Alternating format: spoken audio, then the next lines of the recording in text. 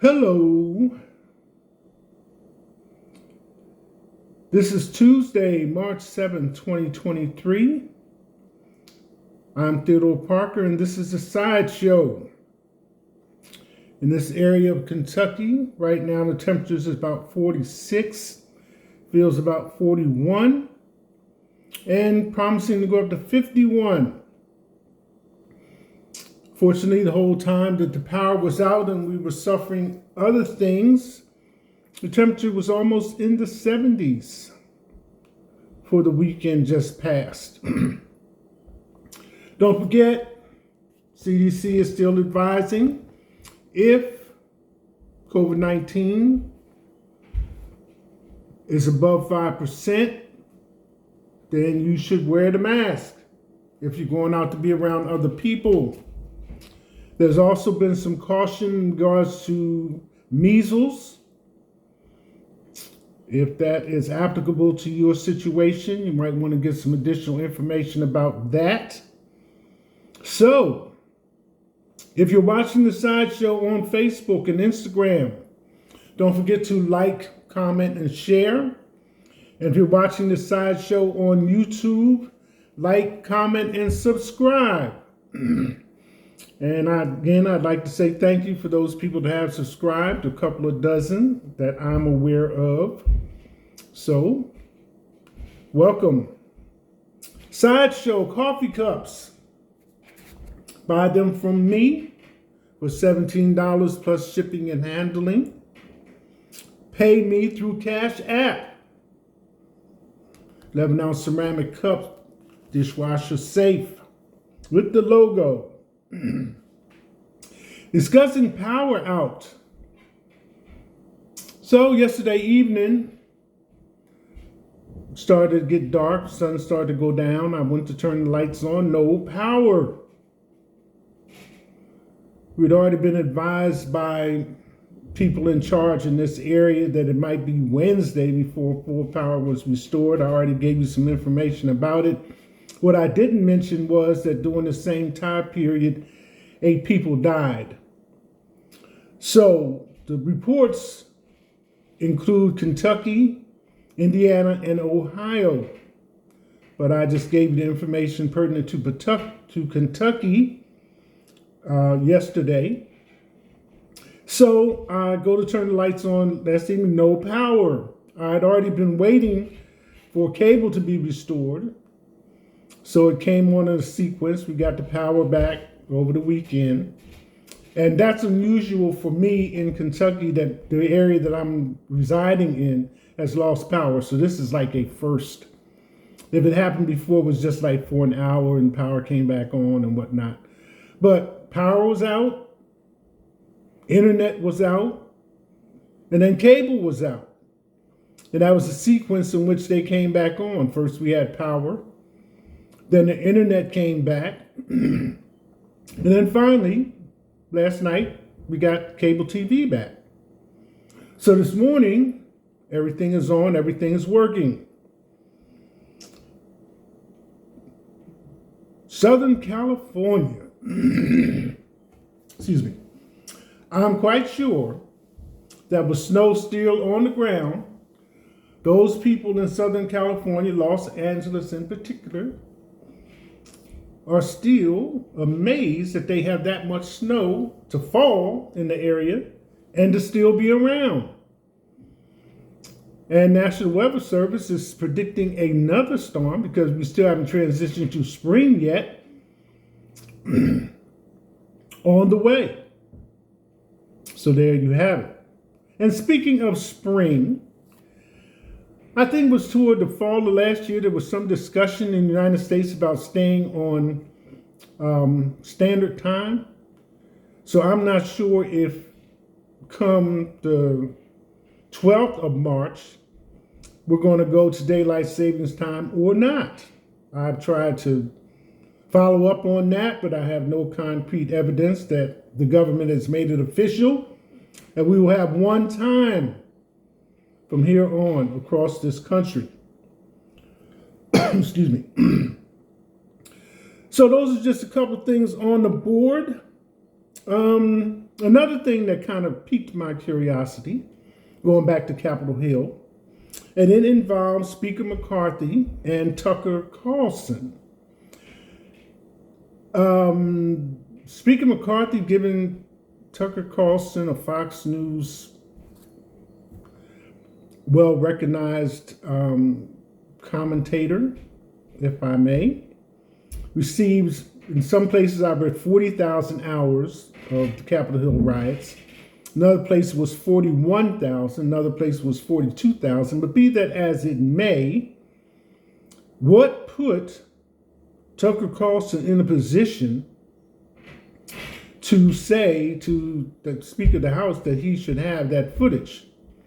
Well, Fox News is known for having an unusual position regarding things that are going on in the news or in the media or that the media is aware of.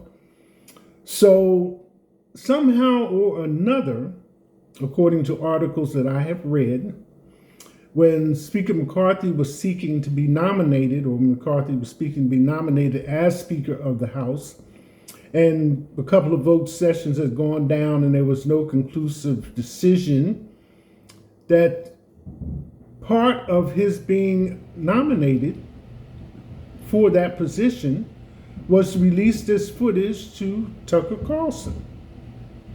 And I still don't see the influence that Tucker Carlson would have on the vote in this, in this particular instance.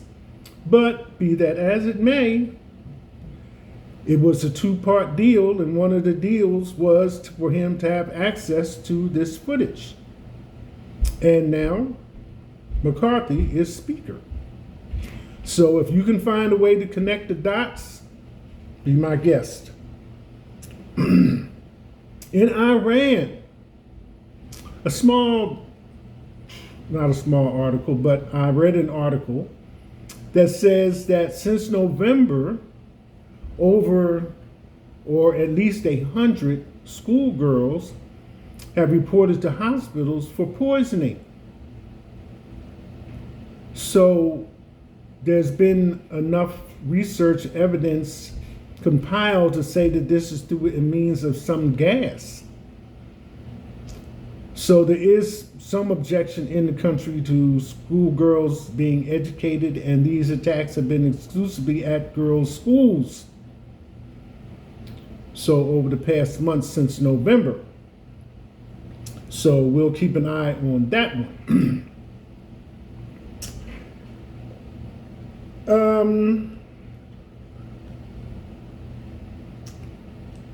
Some of the people that were involved in the Capitol riots waiting to go to court, et cetera, et cetera.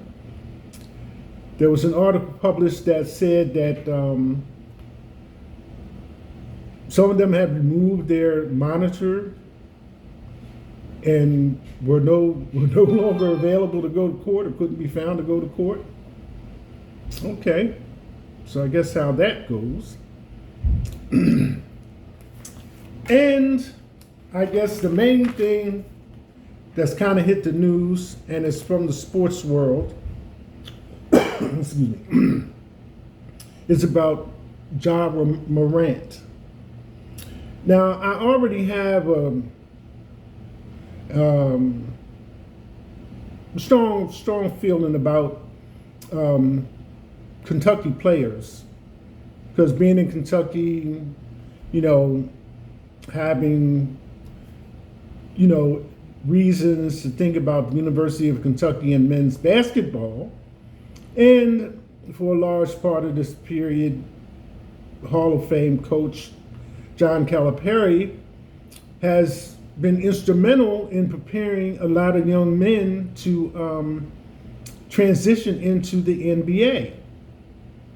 And if you look around the NBA, there is a large sprinkling of former UK men's basketball players in the NBA. And then once they were allowed, young men were allowed to even transition from high school, then that put another situation out there. So you have a fair fraction, as in the case with all sports, of young men entering into a professional sports position. Money as well. So I was listening to First Take comments, Stephen A., two other men and a woman, about John Morant's situation. So I was already aware it's like 4 incidents. There was 2 at a mall. One of them at least involved a 17-year-old where there was a gun present. And then there was a subsequent event where John Morant's buddies, friends had a laser beam type device pointed at the bus of the opposite team. I think that was in Indiana. And then the latest situation where John Morant is supposed to be at a club and he's showing a gun on Instagram. So there you have the incidents. So Memphis Grizzlies have taken it upon themselves, to suspend John Morant indefinitely. And this was one of the few times that I've listened to Stephen A. Smith when he was not being bombastic in his comments. He had a reasonably conversational tone in what he was saying. So you have a 23-year-old young man whose everything's brand new, and if you watch John Morant play, then he's fantastic to watch, but still 23. So it's not much difference between somebody 17 being in high school and somebody being out of high school a couple of years. So everything is brand new. So you have to look at, preparing people for this type of celebrity status, this type of money, this type of recognition and fame, and how well all that plays out on their being able to handle things, even if people in charge say, no, that's not a good decision at this time. But you just cannot be out there seeing how things go. So that was a strong point that was made. Whether or not the suspension indefinitely from the Grizzlies will continue to be in effect or because there's a police investigation. But at this point, from my viewpoint, I would say that it's an old school thing. An ounce of prevention is worth a pound of cure. So all of us can be grateful that even though John Morant did have a gun, it was not used. It was not used. So consider that a plus. And we'll see how the rest of it goes. That's it. Hashtag